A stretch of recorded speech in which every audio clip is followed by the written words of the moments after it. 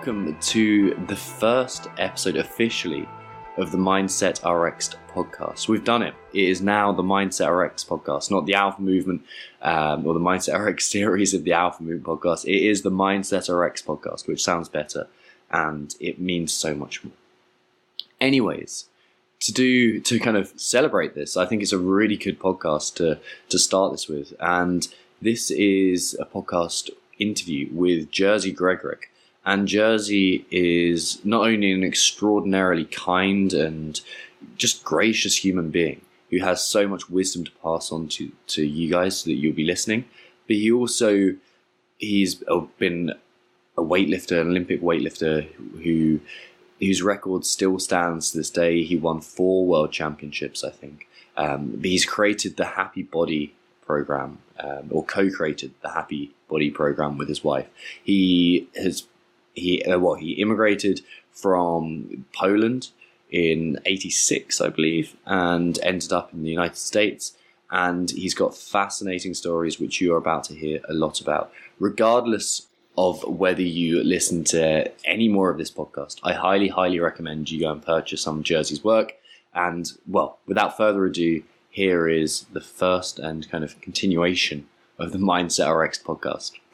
So, Jerzy, welcome to the show. Hey, thank you. Appreciate you having me. Technical issues, but we're here eventually. It's happy days. So, I've honestly, and by the way, it's such a pleasure to have you on the show. But there's so many places I could start with this, and your background is extensive, and obviously your expertise are extensive as well. So, I think the best thing to do is start with the story, and I think we should start with just how you ended up in the United States and your journey into the United States, and you can take that from wherever you want. Well, probably we would need to start in Poland. I was studying at the Fire Protection Academy in Warsaw in '81, and during this time there were turbulent times. So Solidarity and the government were fighting for more power, and fire department became this the power that was not used by either one. And the fire department could be used against demonstrations in Poland, but it couldn't be used because it was a civilian force. So the government wanted to change it and make it a paramilitary force that could be used against people. Then to change the law, of course, the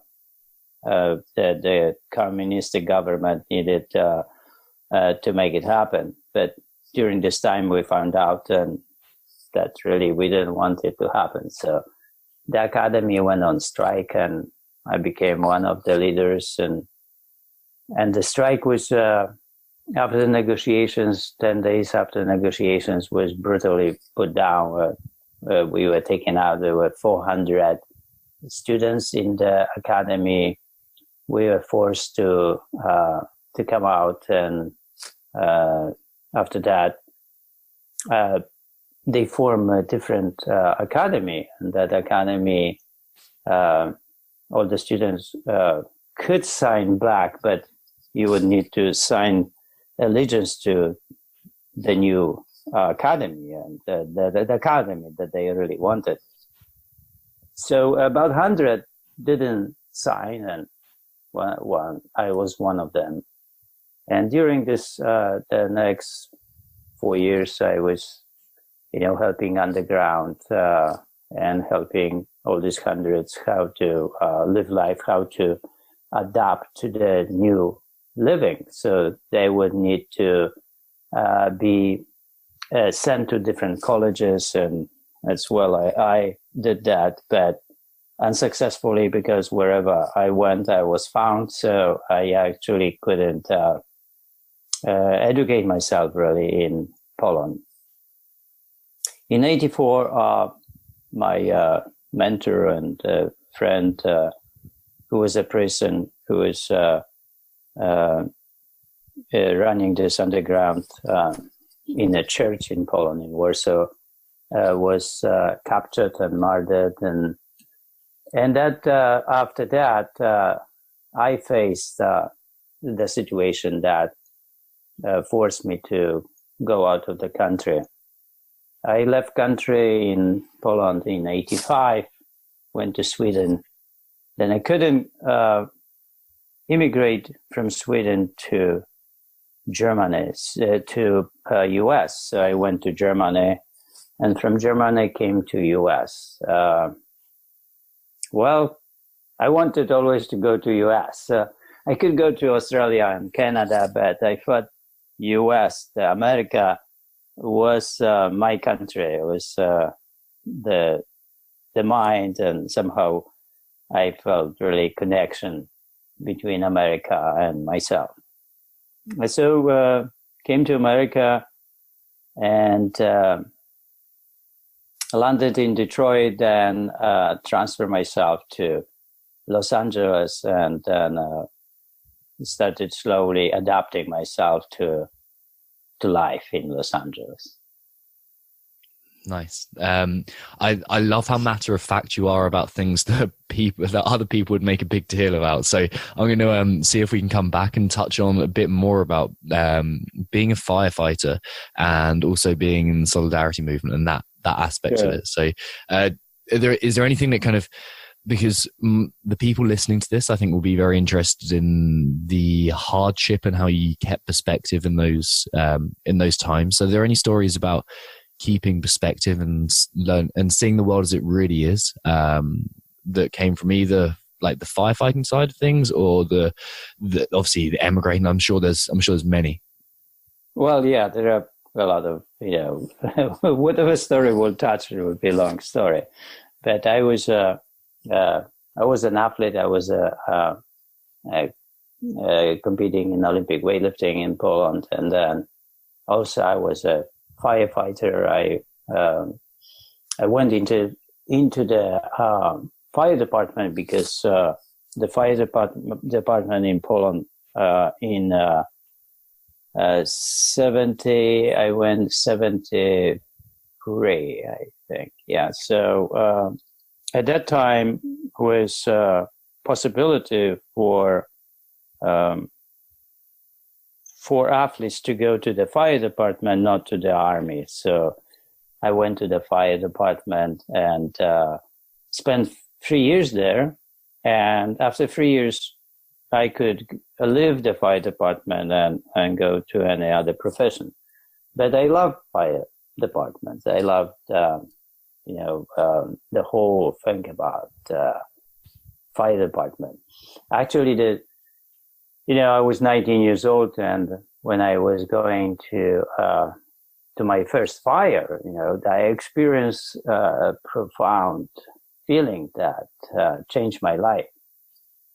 So I was in the fire engine, and I was going to a fire, and then I realized that somebody needs me, and I was not to fulfill people's needs or being in the position that I would actually help somebody somewhere there that was calling. And that was an amazing feeling. I felt so proud of myself, and I felt so good of myself that actually I was going to help somebody. And that feeling really I facilitated, I fed that feeling more and more, and then felt more of it in the fire department. I found the fire department really a great place. So when actually in 81 that I lost after 9 years of being in the fire department, I lost the possibility of, being a fireman. It was very devastating for me. I still have dreams, like after 40 years, I have dreams that I'm returning to the academy, and there's always a story in my dream that that I'm returning, and I'm kind of being accepted or not, and it's just like amazing that it can be going on for 40 years. So I definitely fell in love with the fire department and the whole movement. It is just, sometimes life asks you about something and you have to stand up with your ethics and morals and in a way, you just cannot do it differently. Like, Martin Luther King did what he did. And then, he was in a situation that just couldn't do differently. The life asked him to respond.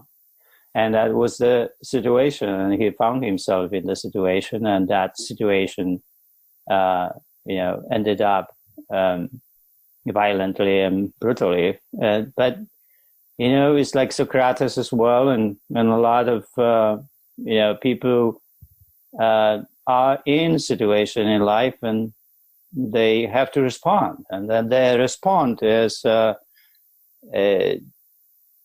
somehow a way how they are. So for me, it was my response was that in the situation, the violent and brutal situation was that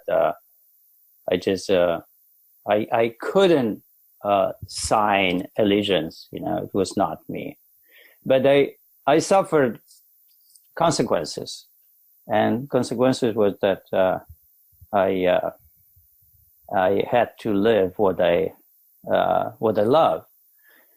And when I came to States, actually, I applied to be the fireman in States, but it was funny. They sent me the letter that I was overqualified. So, I didn't know it was the overqualified, but I became friends with a chief at Menlo Park here, the fire department, and they invited us for a nice dinner about a month ago. They cooked a dinner for us and for my wife and my daughter. It was really fantastic that they did it. And, going to the fire department is something for me like, I don't know, it's like more than a family. It's like something bigger than that. So I don't know how to describe it. It's almost like a nature kind of, being in nature or being nature. So be the fireman. It's just vibrated completely with me. More even than weightlifting. It's just like weightlifting was great, but weightlifting was not really with responding to weakness unless it became the happy body. The happy body became this platform where actually you help people, you raise people up from deathbed and people that they are extremely weak. And in the fire department, I had the same thing. But when you are a weightlifter, when you are an athlete, you don't have it. You have glory, you have competition, you have conquer and domination. You don't have this aspect of the spiritual aspect of being a fireman, or the one that really go and respond to people that they are in a weak situations and the situation that could end their lives. I'd like to kind of I've been told to ask about how your daughter describes the process of leaving the States as well. Leaving for the States. So does that ring any bells? Our daughter, it was a lot of stories about really the living in Poland and living in Poland and living in the US and the language. So, when we came to States, Aniela didn't speak English, and it was she was not really trying to really speak English. So we spoke Polish, and then when I found a job at Power Source in Burbank as a trainer in 87, at the beginning of 87. So English became really an important language to actually learn. We lived in this country, or we were beginning. So Aniela was not really willing to to learn fast English. So at certain point, I understood if I don't come out with some kind of emergency solution, that it's not going to happen. So what I did, I told her one day, this is the last day that I'm going to speak to you in Polish. Tomorrow, only English. So she laughed and she thought it was not serious. but the next day, I didn't speak in Polish to her. So she was really upset at me, and then she was laughing at the beginning, and it was really for her not serious. But third, fourth day, I was serious, and we were not speaking Polish. So, after about a week, she got it. She started really learning, and she started taking the dictionary and communicating in English with me. Then, after about 2-3 weeks, she signed herself to Glendale College and studied English, and then also high school about 4 or 5 hours after. So she was studying at that time probably 12, 14 hours English every day. That created, Sorry, Jerzy, I just left you there. Like the internet dropped out. All right. So Aniela was became active in learning English. So she assigned herself to Glendale College, and she started studying there, taking many classes, English classes. And as well, she signed herself to high school and learning English there. So she started studying about 10, 12, 15 hours a day, English. So I work and also went to Glendale College to take English classes, and we started really progressing with English and everything else. I started taking philosophy classes and psychology, and what about studying medicine or psychology? I was not sure about which one. And then Aniela started immensely. And then after about 4 months, she was really very fluent, actually, in English, and she got herself a job as well as a trainer. So, but the situation with us was that we were evolving in English and not in Polish. So more and more we communicated in English, and the more that became our way of communication.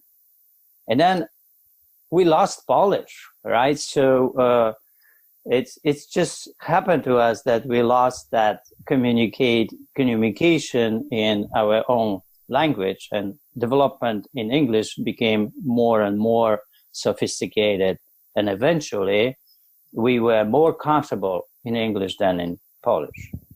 That created a problem for my daughter, right? So when we actually had our daughter and used only English, when she was like 11, 12, she started projecting on us that we didn't teach her Polish.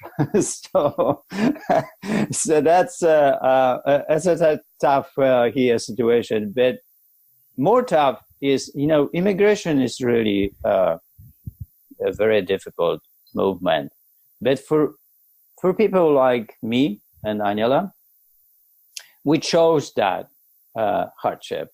But when it comes to children of immigrants, it's even worse because especially when you have one child. So she's only one child, and she doesn't have any cousins, any siblings. So she's completely alone in the world. We can only go to Poland, and she has hundreds of cousins there. And then we went there to help her to realize that. But it's really hard on her to live this,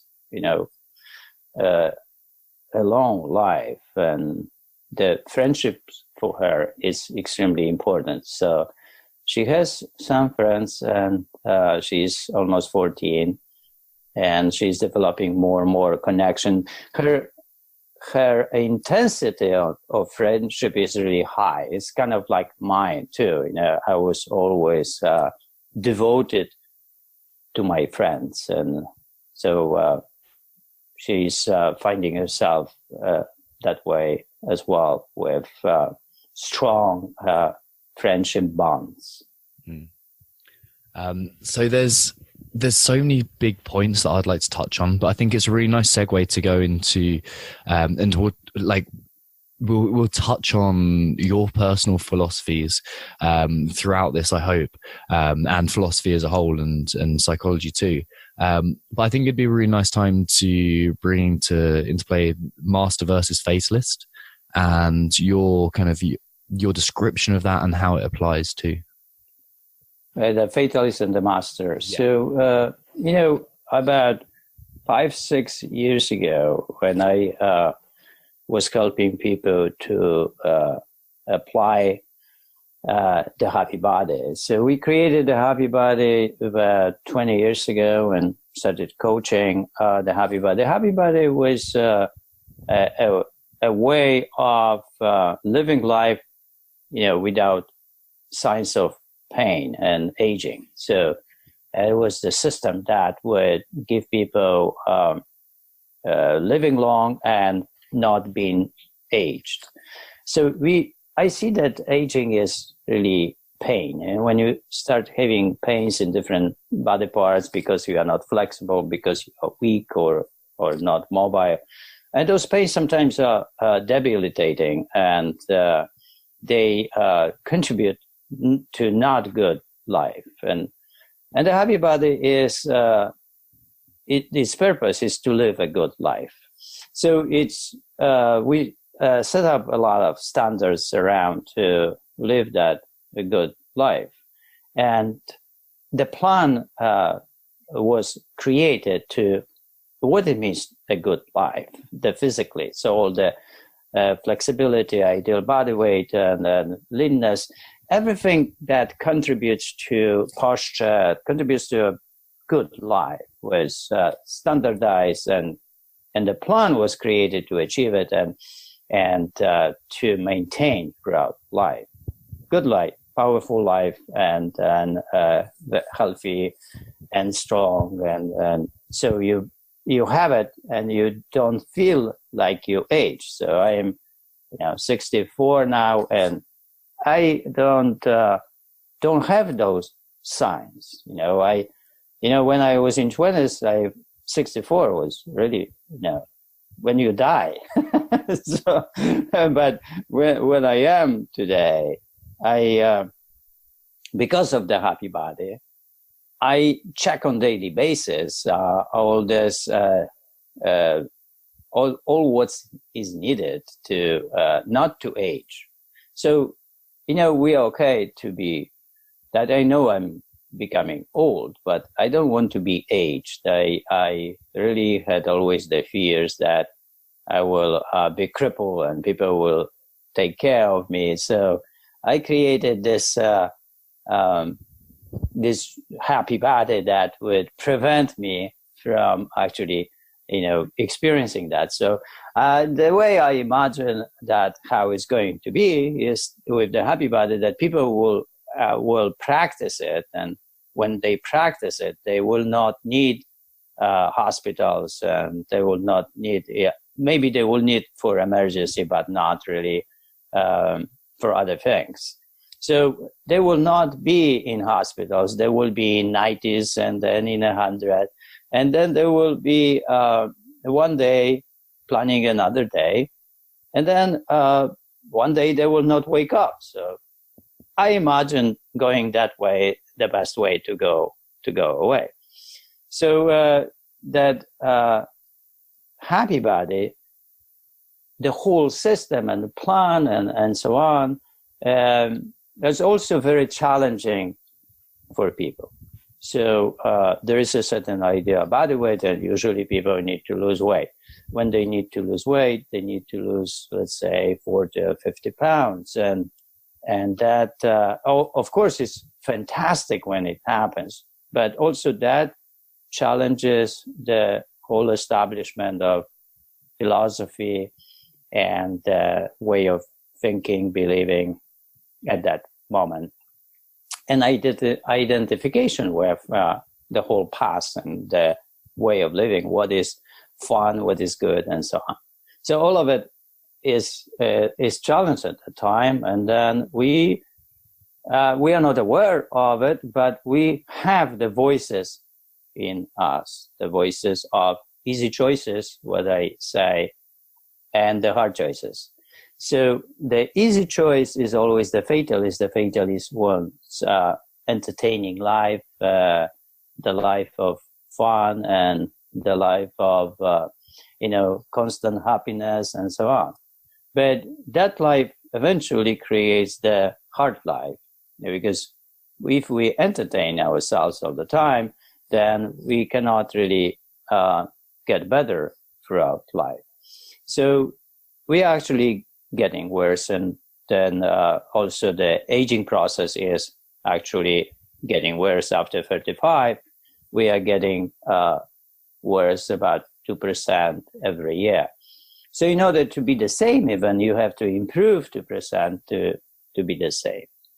Now, the whole process of aging, and then be able to actually not age, requires practice, requires certain way of responding to life in a constructive way that needs the hard choice. And the hard choice here is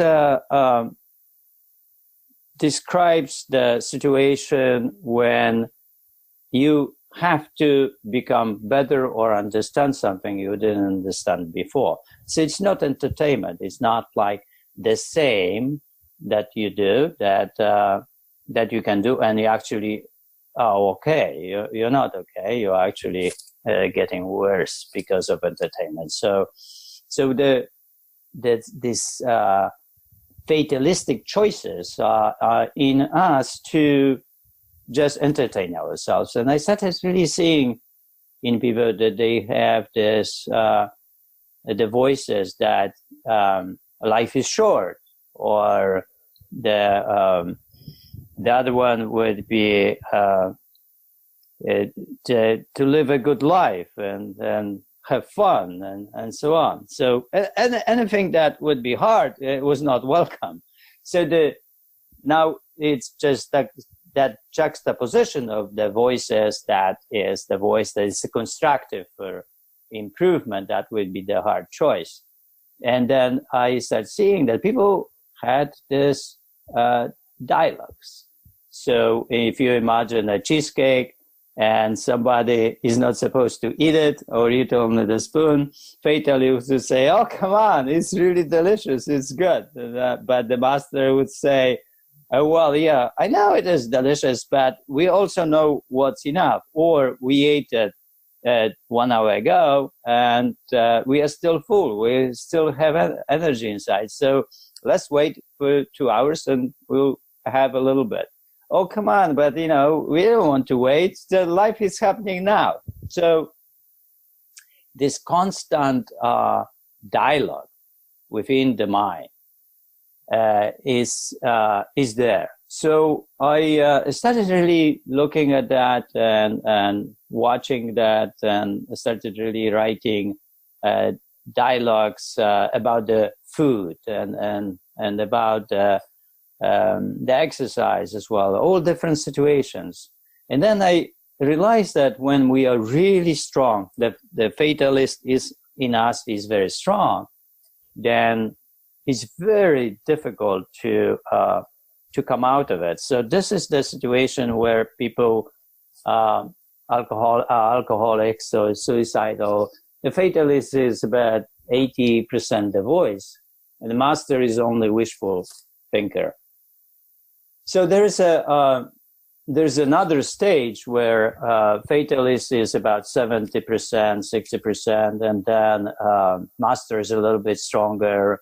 So there is a little bit dialogue, even though the master decides the way. So it means if the fatalist decides the way of life. So if the fatalist decides the way of life, that we are not going to have a good life, because we are not going to get better. We are just will deteriorate and die. That's how it is.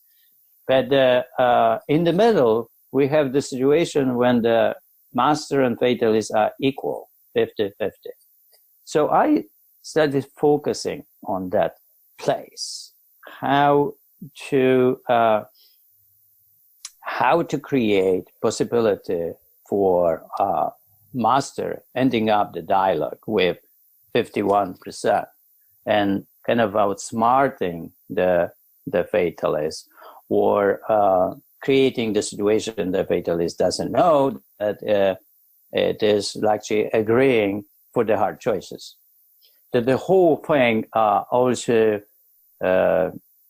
led to poetry and writing poems that would help people to embrace or find themselves within the same situation, and as the person in the poem embracing something that is very difficult, is hard, and say, oh, okay, I will do it, right? So the whole master and fatalist, it's still going on until today, and I see that if we are able to have the voice, master voice, 51%, then we are slowly getting better, and we are able to create all those micro progression and the progress that can be mapped in, or the data can be collected from it, that can lead to appreciation. So once we have a little bit micro progressions, we can say, we can be thankful for that, and we can open the gratitude.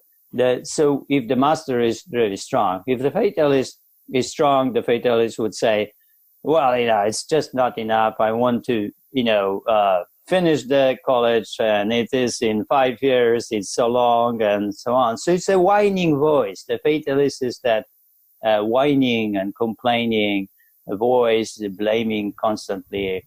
And the master is that voice that takes, responsibility, agrees to the what needs to be done, and never complains. So eventually, we come this people that we simply don't complain, and that would be the way of the happy body, and living that way from the philosophical point of view, or the believing point of view. So I am in America, and America is really a fantastic country. It's a beautiful country where you are left alone.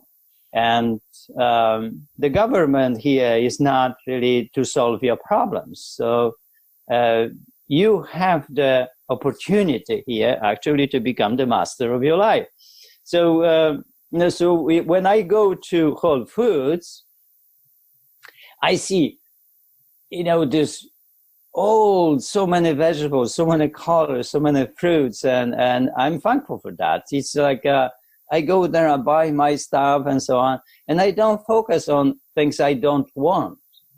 I don't want I don't focus on what is in the middle of the whole pose. I just completely dismiss that. It doesn't exist for me. So then I don't go into the complaining that it's there, or that people actually make it happen, like that they make sugar drinks and so on. So I approach life from the individual responsibility, individual power. I believe that every human being has the right to choose, and if he has the right to choose, he's not slave anymore. He's not slave anymore, is responsible, can really create a fantastic life, especially in America, where you are free, you're really free, and everything is available. So this master, when it is in us, really the voice is stronger than a fatalistic voice, is very helpful. It also creates us the possibility for controlling ourselves, and also the possibility of letting go everything what is not controllable. And that is another aspect of the master, and living eventually without fear, so living without anxieties. And then when you have a way of life that you go through, and you are not getting those signs of aging, it helps. It helps to feel that you don't have to have those fears, because in a physical world, they also it's true that you are not, even though you are in 60 or 70, and you are capable of living this this life that it didn't change. It didn't change since 20s. So you're in the same place. But also there is another aspect of time. The time is shorter and shorter, what people say, and because of the time, when the time is really short, we develop anxieties about that we are going to die soon, or something happened to you, and so on. So then the master has time. So the master has time and a long time. So it's like when I think about myself and 64, I don't think that I will die when I'm 72 or 84, and maybe I will, but I don't think these terms. I have time. I have time, for everything what I want to do in my life. And if I want to go to college and become MD, I would. I have time for that.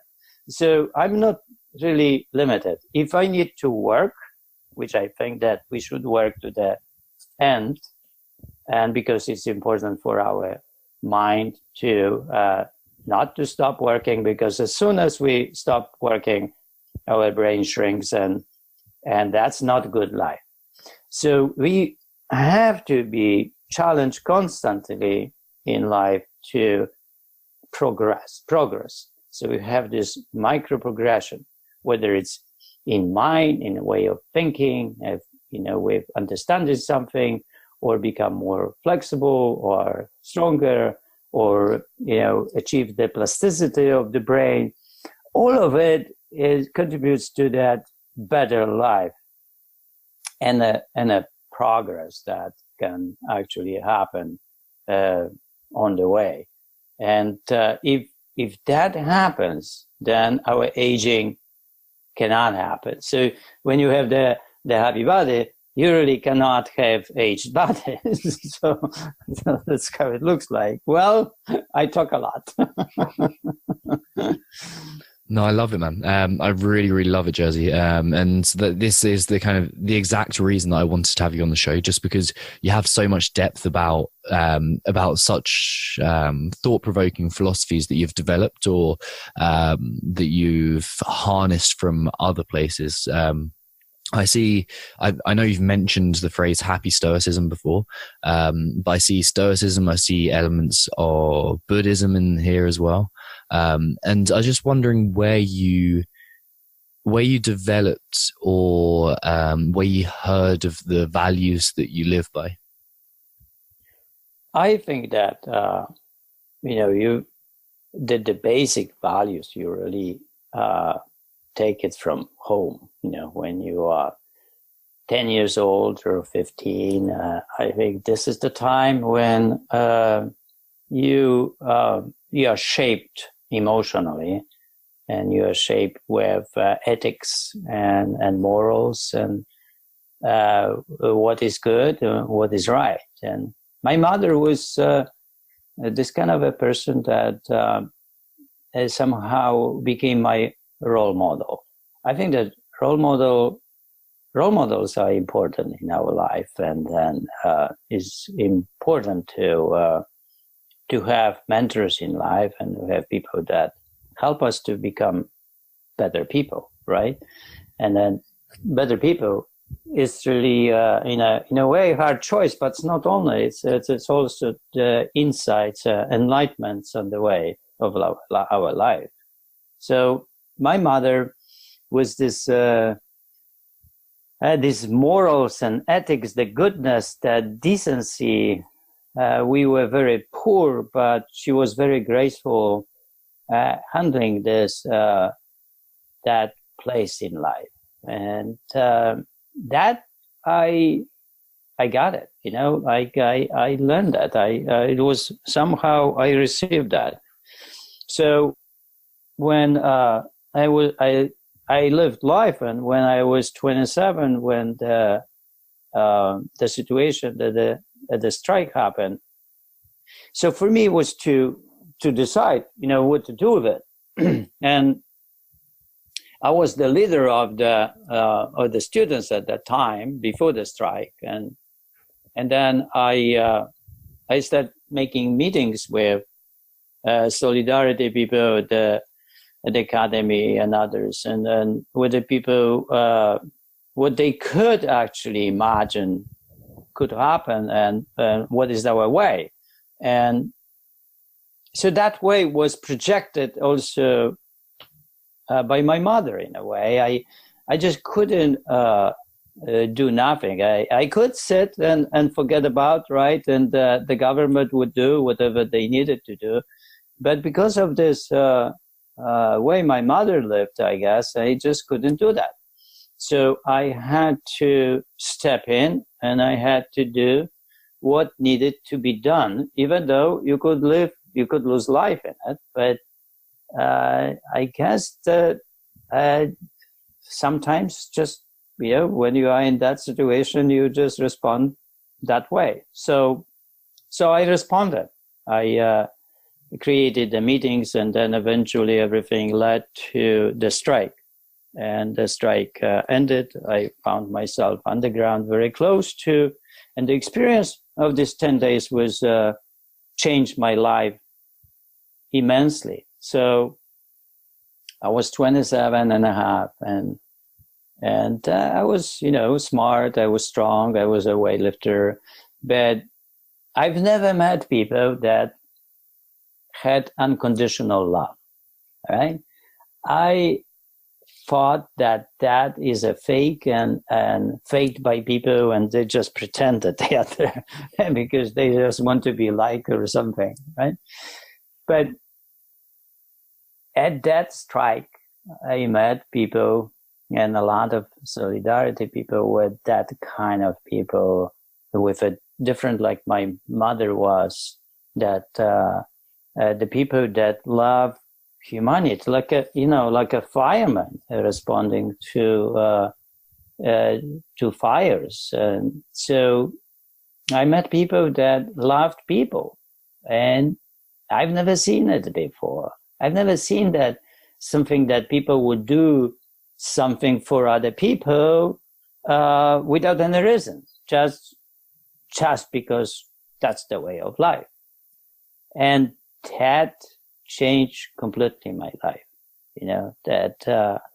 that gave me some kind of, feelings that that I was able to have really wings. I started writing poetry, and I started really looking at other human being from a different, completely perspective. I started appreciating people, and I started responding to people as a gentle person, as a good human being, and loving them and for whatever they were.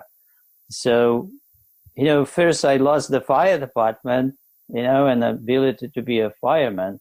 Then I gained unconditional love. So, life, when life moves through, it gives you all these lessons and mentors. And if you're lucky, I consider myself extremely lucky.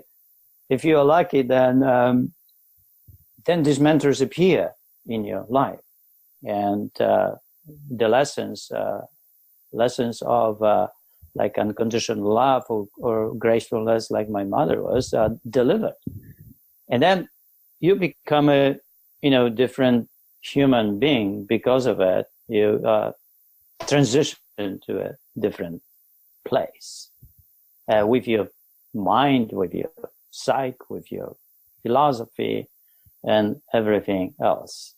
Then so on. I was in Sweden, and then in Sweden, I was called this village priest, because when I went to Sweden, I found myself away from my mentors who had this unconditional love, and first time, they were not there. And the first time I was really charged with these feelings for other people. And then I started seeing people who were depressed, and the time in Sweden in '85 was really difficult. People were alone, without their families, without children. They were on hunger strikes, and the dealing with life was very depressing and tough. So I started seeing a lot of people and trying to help them, to sit with them and talk, and just like that. It's not like psychologists, just to sit with other people, because I just felt this energy, this strength that it wasn't with me. So and I became really somehow good in raising people's spirit and helping them to accept certain ways and survive, and seeing that how to control the situation without really suffering so much. And there was this psychologist in Sweden, who Vandasai, who said that I've never seen anybody like working like you do, and I like to learn this. And she said, I would like to open the place in Stockholm, and you could teach whatever you teach. I don't know what is it that you are teaching, but you could teach that, and I will be your assistant and try to learn that. But I said, you know what? I cannot do that, because I'll have to go to America. It's like I need to go there, and I don't know why, but I need to go there. So then she said, well, in that case, you should write. And, I was at that time 30 years old, and I've never written anything. And she said, so I said, it's not my thing. I've never written anything. She said, then she said, you know what you say is important to people, and you should write. Well, that touched me really, because I was this fireman, right? Something is needed me or somebody. So I went home and I took a page and And I thought about that, what's going to be, right? And I was always a scientist, mathematicians and physicists, the whole humanity was not interesting for me. Novels and writing, it was not for me. But at that time, well, it was for me. So I was looking at this blank page and thinking, and eventually I started writing.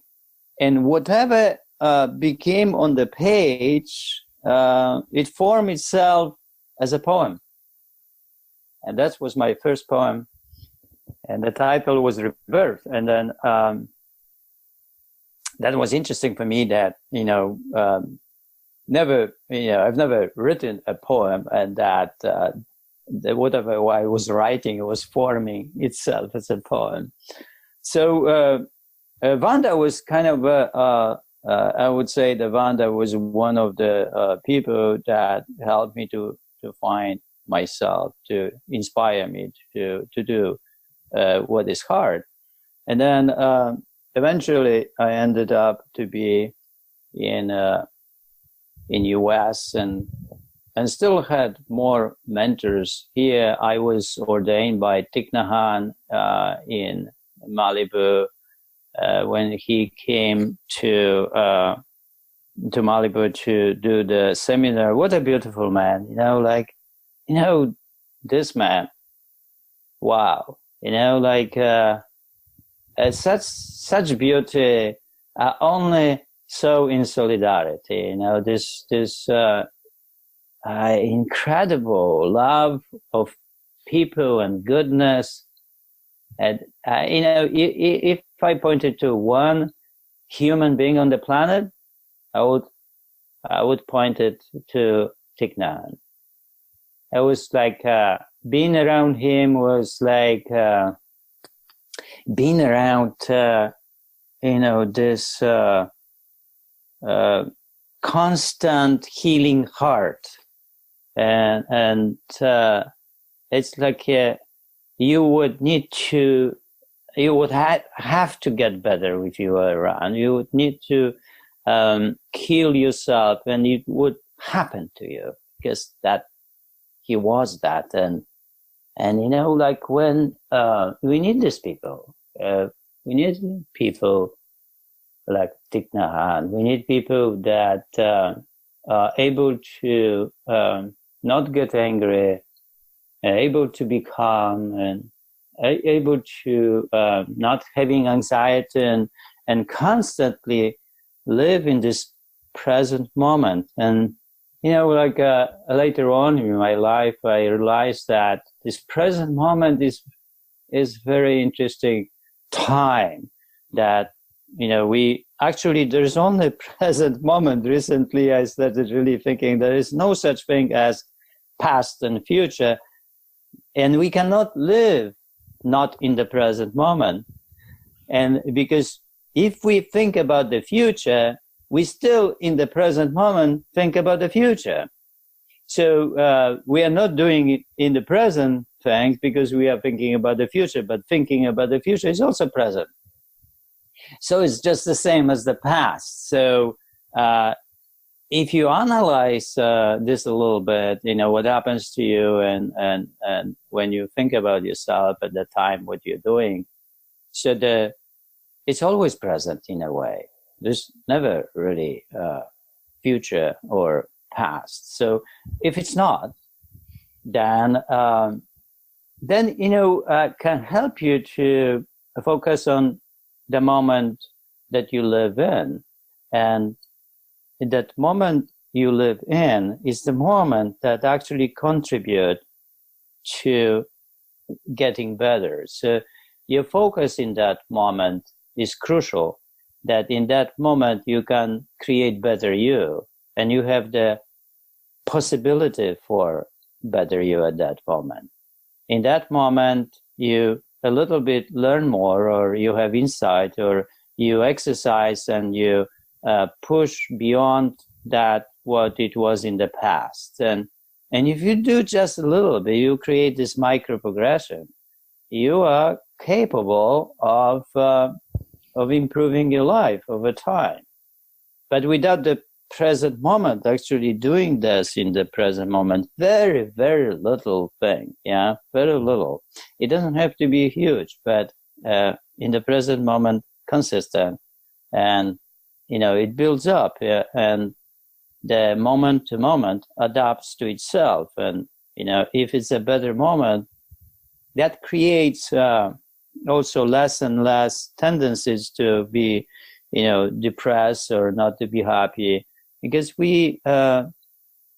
when we see that our life is okay, when we see that our life is getting better, we also feel better about ourselves. And it doesn't mean that you have to have certain expectations, and no, it is more like living the life of principles, that you follow certain way of living, and the life happens to you.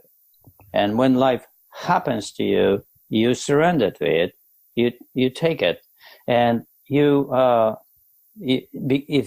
you take it that way, you don't experience anxieties, you don't experience putting yourself down, you don't experience of whining and complaining and so on. So you are graceful in the present moment. You take the present moment as that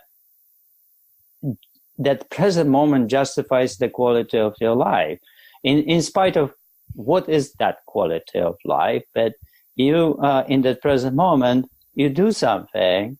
You have this opportunity to do something that can, make your good life over time better. I love the fact that you touch on presence, and it's like one of the big things that I try and to get people to talk about as much as possible. So that's really nice that you came on set. And I think just as a kind of a final question, unfortunately, I'd just like to touch on, is there a way that on a daily basis or a regular basis you remind yourself of those principles that you talked about, and also in a way to keep perspective?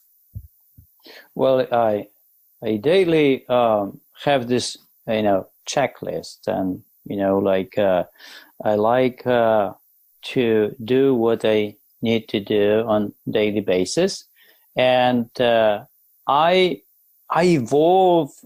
I love spontaneity too, so I evolve within the life in a constant. I'm constantly excited about life and about working with people. So I have, let's say, about 6 to 10 clients a day that I see everyone 1 hour, and those meetings are really the meetings that they are moving the whole existentialism for me forward. It means like those hours are challenging me to think about solutions, about constructions, about the way to fix what in the present moment is not happening, or improving the present moment. So I am in a constant place like that with my clients. And if I didn't have the clients, I think that I am where I am is in writing poems. Every poem for me is that challenge that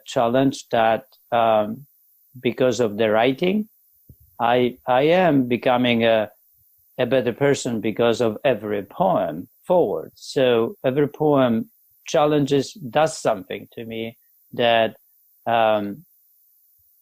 it improves me and delivers the hard choice. And then because of the hard choice, I I stand to the task. And when I stand to the task, I have to become a little bit better because of it.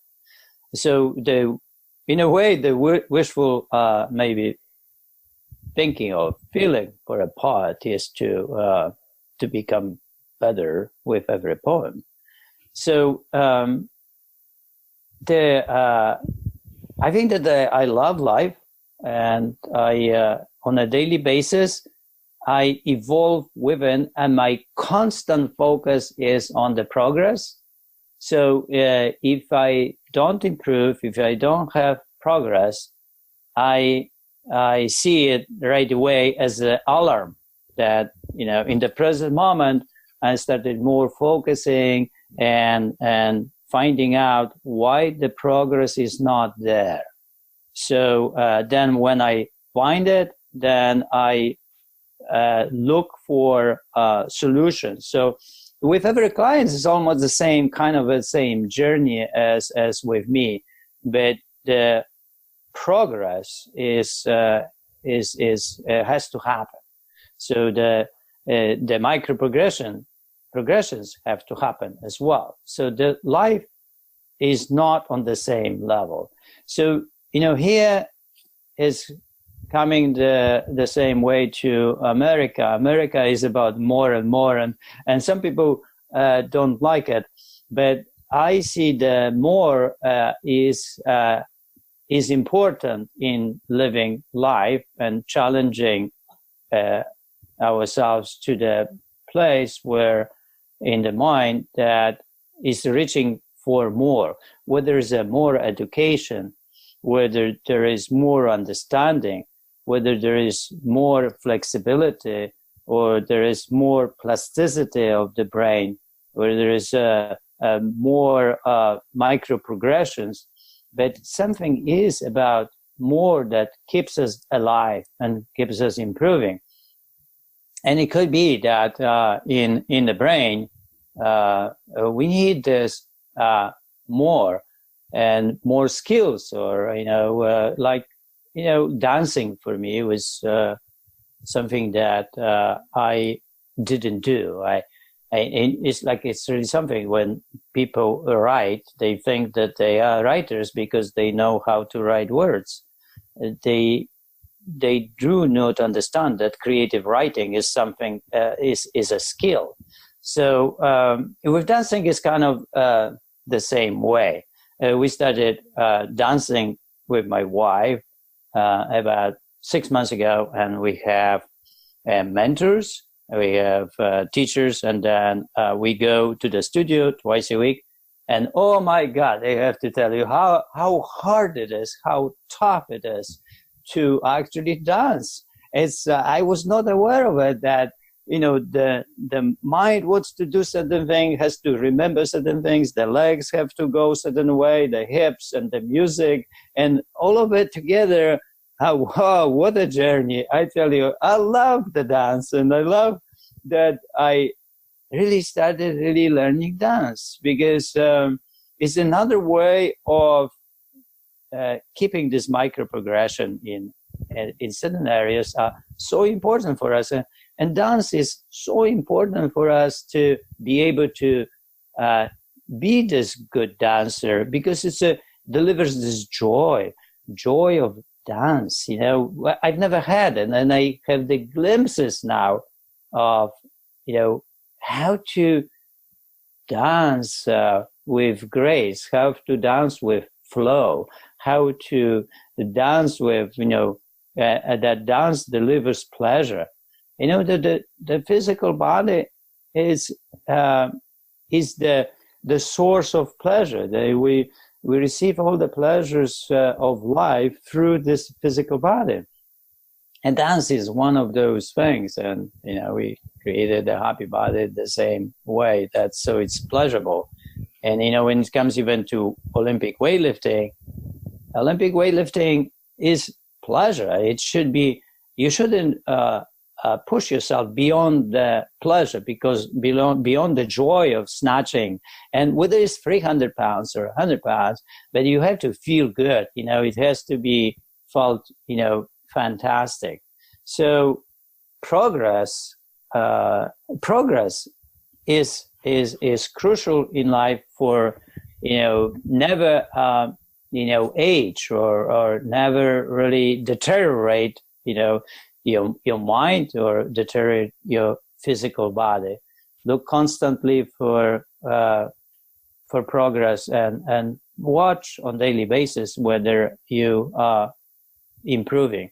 And if you're not improving, just look, why you're not, trying to find out, why you're not. If you live that way of life, then it will be very satisfying way of life. It will be very fulfilling life because, you will be the person that is not scared of hard choices. You will be the one that will find the hard choices actually, a fantastic way of life.